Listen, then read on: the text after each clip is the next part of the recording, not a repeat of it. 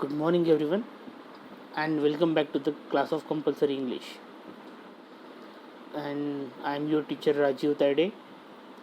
We are looking at the part of the grammar, that is parts of speech. In the parts of speech we have seen noun, naam, pronoun, sarvanam, adjective, visheshan, verb, क्रियापद, adverbs, क्रिया विशेषण, prepositions, शब्दयोगी अव्यय, conjunction. आज आपण बघणार आहोत conjunction आणि interjection हे उरलेले दोन पार्ट आपण आज त्या ठिकाणी बघणार आहोत. आता बघा, कंजंक्शनला मराठीमध्ये म्हणतात उभयान्वयी अव्यय. उभय म्हणजे दोन म्हणजे दोन गोष्टी. दोन गोष्टींना जोडणारा जो शब्द असतो त्याला म्हटलेला आहे इंग्रजीमध्ये उभयान्वयी अव्यय या पार्ट्स ऑफ स्पीचमध्ये. आता बघा, I will read it out and I will explain it to you. आपल्याला या पुस्तकामध्ये काय सांगितलेलं आहे तुम्हाला वाचतो आणि तुम्हाला एक्सप्लेन करतोय. तुम्ही शिकलेच असाल. Look at the words in italics in the following sentences. परत तुम्हाला एकदा इटॅलिक्समध्ये असलेल्या शब्दांकडे लक्ष द्यायचं आहे. Divya and Nitya study in the same college. बघा, आता दिव्या आणि नित्या या दोघांच्या मध्ये एक अँड नावाचा शब्द आहे जो इटॅलिक्समध्ये दिलेला आहे. दिव्या आणि नित्या या दोन शब्दांना जो शब्द जोडतो तो आहे अँड. दुसरं वाक्य पहा, writers and critics attended the conference but the function was not well arranged. परत बघा, रायटर्स आणि क्रिटिक्स यांना ज्या शब्दांनी जोडलेला आहे तो अँड इटॅलिक्समध्ये आहे. नंतर attended the conference but the function was not well arranged. आता आधीचं वाक्य, बटच्या आधीचं वाक्य आणि नंतरचं वाक्य या दोन वाक्यांना किंवा दोन साध्या वाक्यांना जोडण्याचं काम या बटनी केलेलं आहे. ठीक आहे. नंतर तिसरं वाक्य पहा, apples or oranges you must have them as much as possible for good health. आता परत या ठिकाणी ॲपल्स आणि ऑरेंजेस यामध्ये ऑर हा इटॅलिक्समध्ये लिहिलेला आहे. तर या इटॅलिक्समध्ये लिहिलेला ऑर काय करतोय, ॲपल आणि ऑरेंजला जोडण्याचं काम करतोय. These the words in italics join either words or phrases or two simple sentences. या ठिकाणी हे जे इटॅलिक्समध्ये लिहिलेले शब्द आहेत, कुठला अँड पहिल्या वाक्यामध्ये, दुसऱ्या वाक्यामध्ये अँड, दुसऱ्या वाक्यामध्ये आणखी एक शब्द आहे बट, तिसऱ्या वाक्यामध्ये ऑर आहे. तर हे जे इटॅलिक्समध्ये लिहिलेले शब्द आहेत हे काय करतात म्हणते, एकतर जोडतात, आयदर जॉईन वर्ड्स और फ्रेजेस और टू सिंपल सेंटेन्सेस. ठीक आहे. शब्दांना जोडतात, म्हणींना जोडतात किंवा वाक्प्रचारांना जोडतात किंवा दोन साध्या वाक्यांना जोडतात. These words are called conjunction. आणि म्हणूनच या शब्दांना काय म्हटलेलं आहे, कंजंक्शन. उभयान्वयी, दोन गोष्टींना जोडतात. दोन म्हणजे उभय. पहा, मराठीमध्ये उभय म्हणजे दोन गोष्टींना जोडणाऱ्या शब्दाला, दोन शब्दांना, वाक्यांना किंवा म्हणींना किंवा प्रचारांना जोडणाऱ्या शब्दाला काय म्हणतो आपण, उभयान्वयी अव्यय. उभय म्हणजे दोन, एवढं लक्षात ठेवा. म्हणून त्याला म्हटलेलं आहे कंजंक्शन. जंक्शन म्हणजे पहा, त्या ठिकाणी जंक्शनवरती जशा ट्रेन एकमेकांना त्या ठिकाणी भेटतात किंवा जोडल्या जातात, इंजिन जोडली जातात जंक्शनमध्ये, एखाद्या रेल्वे जंक्शनवरती. तर त्या शब्दाच्या अनुषंगाने या ठिकाणी ही गोष्ट आपल्याला लक्षात ठेवता येईल की कंजंक्शन म्हणजे उभयान्वयी अव्यय. ठीक आहे. दोन शब्दांना, वाक्यांना जोडणारे शब्दाला आपण काय म्हणतो, उभयान्वयी अव्यय म्हणजेच कंजंक्शन. नंतरचा पार्ट्स ऑफ स्पीच आणि शेवटचा पार्ट्स ऑफ स्पीच आहे इंटरजेक्शन्स. इंटरजेक्शन्समध्ये पहा काय काय आहे. Look at the words in italics in the sentence below. खाली दिलेल्या शब्दामध्ये परत एकदा तुम्हाला इटॅलिक्समध्ये जे शब्द दिलेले आहेत त्यांच्याकडे लक्ष केंद्रित करायचं आहे. ओ ओ what a pity she could not make it to the film. Alas, the dog was poisoned by the robbers. Hush, do not breathe a word of this as it should be kept a secret. आता पहा, पहिल्या वाक्यामध्ये ओ, दुसऱ्या वाक्यामध्ये alas, तिसऱ्या वाक्यामध्ये हुश. आता ह्या तिन्ही शब्दांनंतर तुम्हाला उद्गारवाचक चिन्ह त्यांनी दिलेलं दिसेल. हे तिन्ही शब्द इटॅलिक्समध्ये लिहिलेले आहेत. आता ज्या शब्दांमध्ये, ज्या वाक्यांमध्ये अशा प्रकारचे शब्द येतील, ओ, अलास, हुश किंवा आणखी वाव असे शब्द, ज्यामधून आपल्याला काय होतो, उद्गारवाचक चिन्हांच्या आधीचे शब्द ज्यामध्ये अवेलेबल असतील, त्या ठिकाणी त्यांनी इंटरजेक्शनचा वापर केलेला आहे. त्याला इंग्रजी म्हणतात त्याला मराठीमध्ये म्हणतात केवल प्रयोगी अव्यय. केवल प्रयोगी अव्यय. सच वर्ड्स आर, आता या ठिकाणी एक्सप्लेनेशन पाहूया आपण. Such words that expresses a strong or sudden feeling of surprise. असे शब्द जे एक्सप्रेस करतात, व्यक्त करतात. काय करतात? व्यक्त. स्ट्रॉंग और सडन फिलिंग ऑफ सरप्राईज. भावनेची तीव्रता ज्या शब्दांच्या माध्यमातून किंवा आश्चर्याची भावना ज्या शब्दांच्या माध्यमातून व्यक्त केली जाते. आता कुठले शब्द गोष्टी आहेत? Feeling of surprise. सरप्राईज वाटलं आपल्याला. जॉय, आपल्याला खूप जास्त आनंद झाला. फिअर, खूप जास्त भीती वाटली. सॅडनेस, दुःख झालं, एटसेट्रा आर कॉल्ड इंटरजेक्शन. ज्या शब्दांनी ह्या सगळ्या भावना व्यक्त होतात, आनंद, दुःख, आश्चर्य, ठीक आहे, भीती, तर त्यांना आपण काय म्हणतो? इंटरजेक्शन्स म्हणतो. They are not really or grammatically connected to the rest of the sentence. ते ग्रॅमॅटिकली, व्याकरणाच्या दृष्टीने किंवा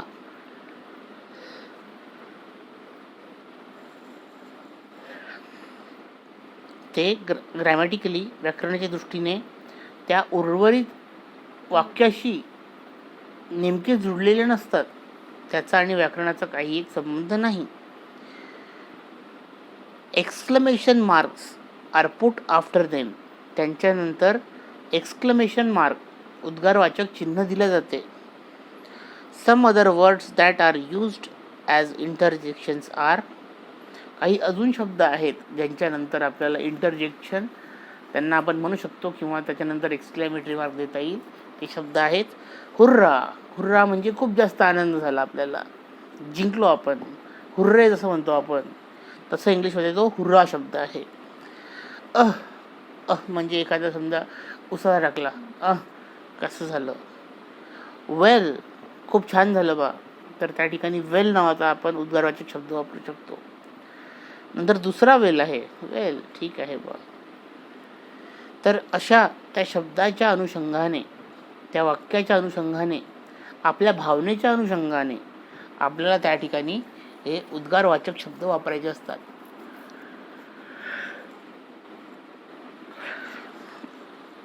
तुम्हाला विविध असे रिकाम्या जागा त्या ठिकाणी दिल्या जातील किंवा एखादी दुःखाची भावना त्या ठिकाणी दिलेली असेल, तर मग त्या ठिकाणी तुम्ही अलास वापरायला पाहिजे.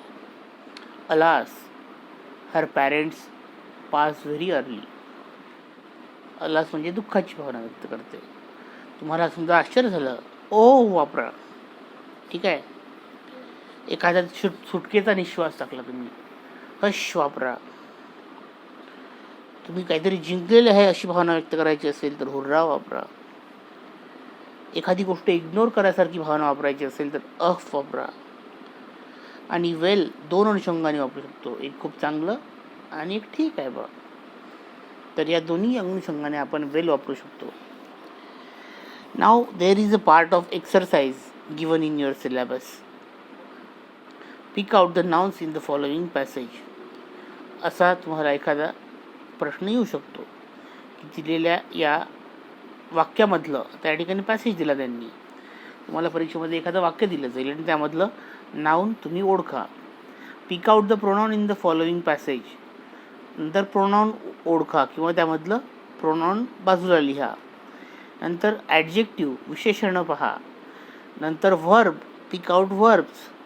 नंतर ॲडव्हर्ब्स, प्रेपोजिशन, कंजंक्शन. आता ह्या सगळ्या आणि इंटरजेक्शन, अशा पद्धतीने तुम्हाला ते त्या ठिकाणी सेंटेन्सेस दिले राहतील जसे या ठिकाणी दिलेले आहेत. आणि त्यामधून तुम्हाला तो नेमका विचारलेला शब्द ओळखायचा आहे. ठीक आहे. आता फॉर एक्झाम्पल आपण या ठिकाणी बघू. या ठिकाणी ए वाक्य वाचू आता आपण पहिलं.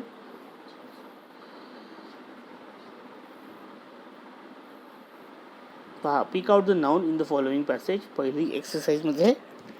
तर त्या ठिकाणी पहा, अवर सन. आता सन नाउन झालं, बरोबर आहे. ठीक आहे. Is in fact a rather unimportant member of huge system of stars.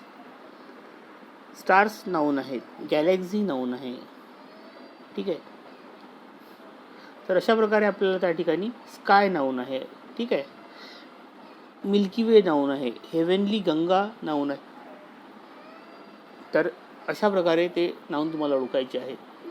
आता या ठिकाणी पहा प्रोनाउन कसं ओळखायचं. My sister lives in England. Pronoun म्हणजे सर्वनाम, नामाच्या ऐवजी. आता या ठिकाणी त्यांनी सांगितलेलं आहे, my sister lives in England.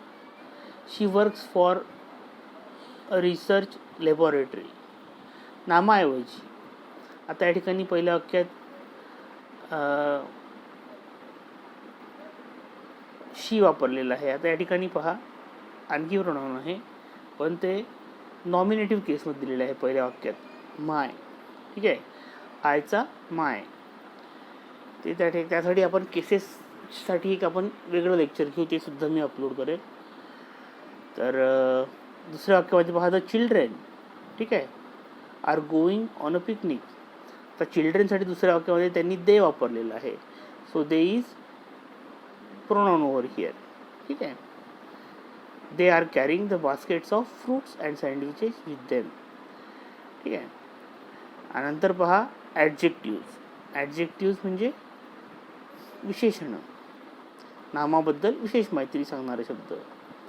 आता tourist love the fort at Aurangabad as the ruins of some old fortifications stand in beautiful manner.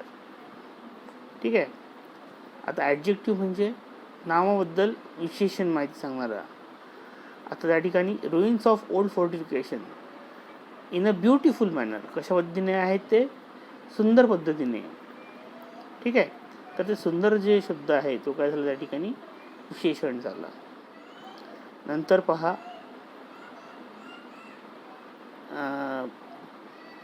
Verb पाहू आता आपण चौथ्या एक्सरसाइजमधलं. पिक आउट द वर्ब्स.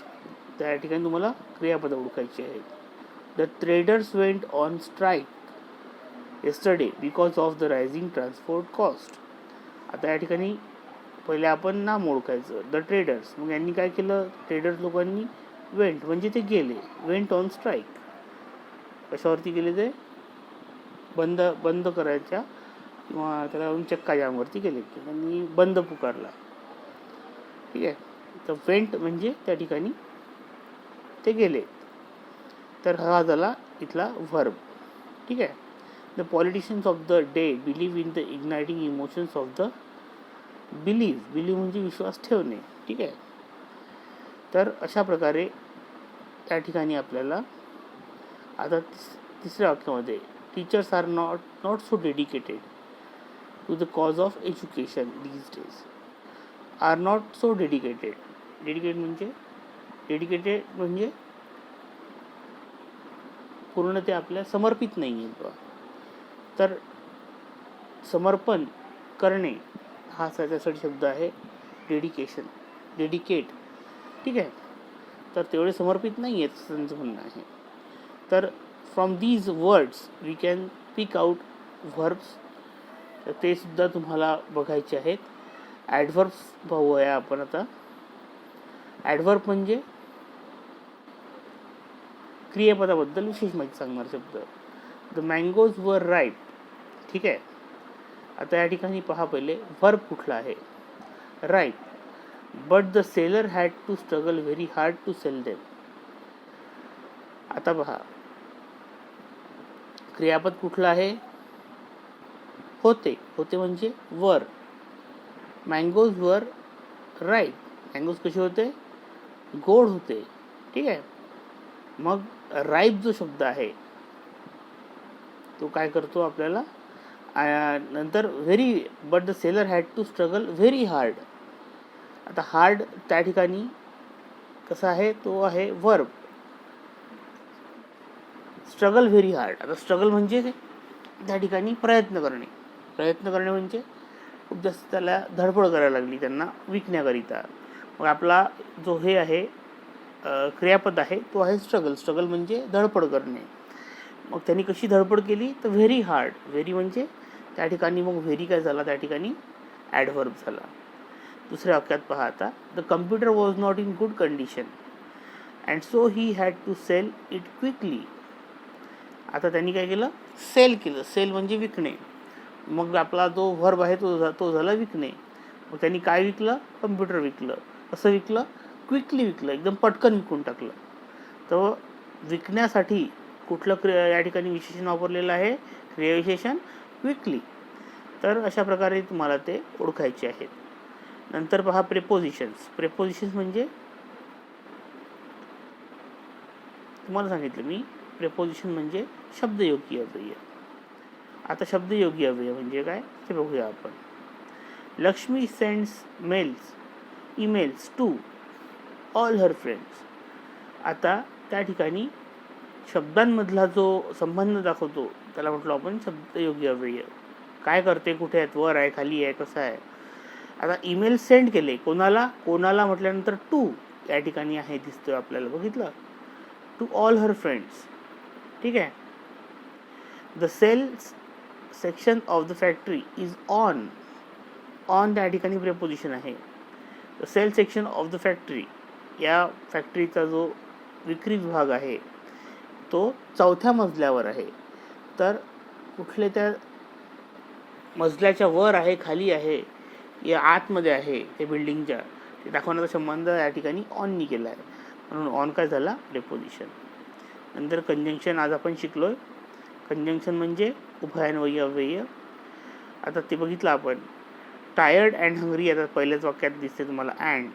ठीक आहे, तर अँड काय झाला, या ठिकाणी कंजंक्शन झाला. ठीक आहे. दुसऱ्या वाक्यामध्ये बट झाला. Mister Patnaik did not come to the office yesterday. नंतर but there was no information from him. दोन वाक्यांना बटनी जोडलंय म्हणून त्या ठिकाणी बट हे काय झालं, कंजंक्शन झालं. नंतर पहा frame suitable sentences with interjection for the following situations. आता a match where your side has won. आता तुम्हाला सांगितलं मी, एखादी गोष्ट जिंकलो असेल तर मग काय करता येईल आपल्याला, त्या ठिकाणी वाक्य बनवायचं आहे. आता तुमची टीम त्या ठिकाणी जिंकलेली आहे. अ match where your side has वोन. तर या ठिकाणी काय वापरावं लागेल आपल्याला, उत्साहाची उसळणी मारण्यासाठी शब्द वापरतोय आपण हुर्रा. बरोबर आहे, hurrah we have won the match. ठीक आहे. ठीक आहे. A fire accident in your college. आता मग ती गोष्ट कशी आहे, दुःखद घटना आहे. तर दुःखद घटनेसाठी काय वापरतो आपण, ओ किंवा अलास वापरतो. आता या ठिकाणी काही झालेलं नाही आहे त्याची हानी, पण त्या ठिकाणी ॲक्सिडेंट झाला आहे. A fire accident